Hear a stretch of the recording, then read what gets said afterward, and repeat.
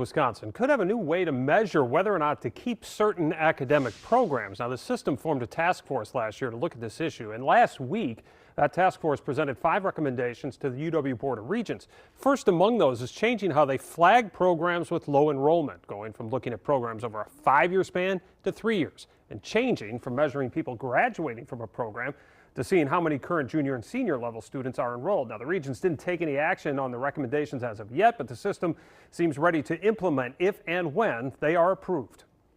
And we're joined now by Jay Rothman, of course, the Universities of Wisconsin system president. So, Jay, let's first start with the recommendation shortening that metric window. It used to be 5 years. The recommendation now to take it to 3 years. Does that smaller window bring more programs into that danger zone, if you will? Well, I would step back first, and Chris, and really talk about why we're moving in this direction. And it really is to ensure that we are good stewards of both taxpayer dollars as well as student tuition dollars, to ensure that we are investing in the new programs as well as looking at programs that maybe have less enrollment than they did in the past. You know, the new metric is forward-looking in that it said, you know, how many students are in the junior and senior year over a 3-year period versus the prior metric that looked over 5 years and looked at graduation rates, which was really a backward-looking measure. So We're excited that the new measure will allow us to look at programs and make good decisions in a data-driven, in disciplined fashion that fulfills our fiduciary responsibilities both to the state taxpayers and to students. I want to get to some of those new programs you touched on there, but I too want to take a step back here because you and I have visited many times on this program about enrollment and different things you're doing to increase enrollment, and the system now on a bit of a heater, if you will, 3 years in a row of increased enrollment system-wide. It's the first time that has happened in the system. I believe you have to go back to 2010.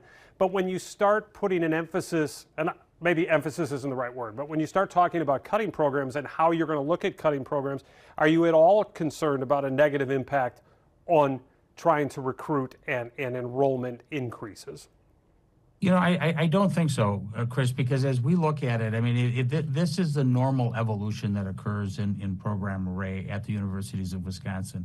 Over the last 5 years, we've added 150 new programs, and we've terminated or suspended 100. Okay. So it really is focused on what the demand is for our students. And you can look at the recent Board of Regents meeting last week, where the Regents approved the new College of Computing and Artificial Intelligence at UW-Madison, which is really intended to make Wisconsin a leader in artificial intelligence.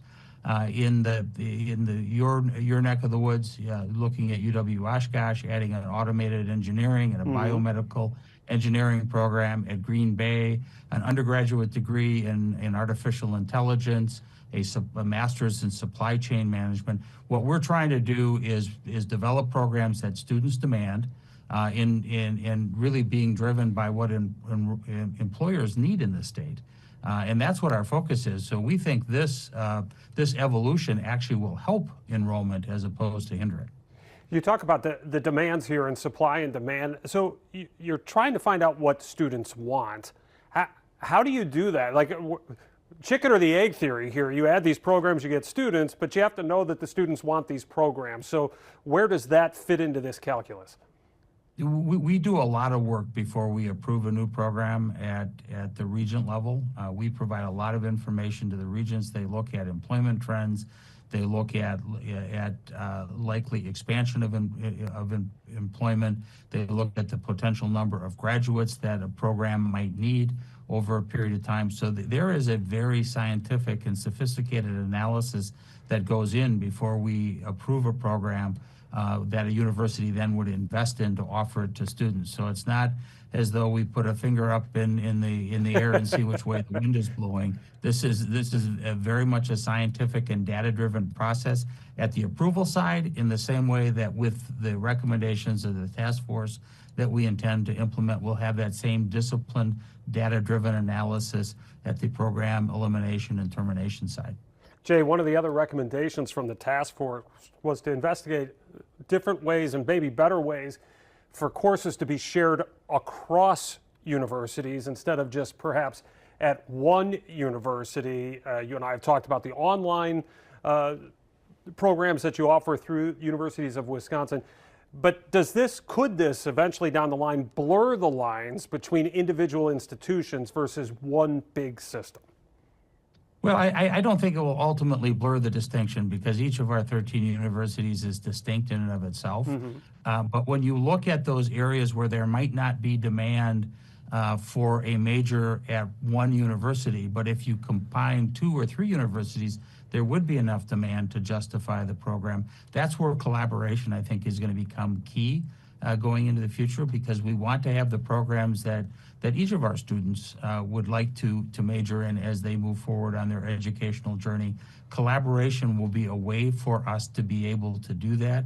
And I look forward. We're gonna study that recommendation further. Okay. But I think collaboration among our universities is going to be key to our future. A very efficient way of doing it, as well as that's one of the things you're looking at is efficiencies too. Jay, thank you so much for the time. We appreciate it. Happy holidays to you. Same to you, Chris. Thanks very much. Have a great day.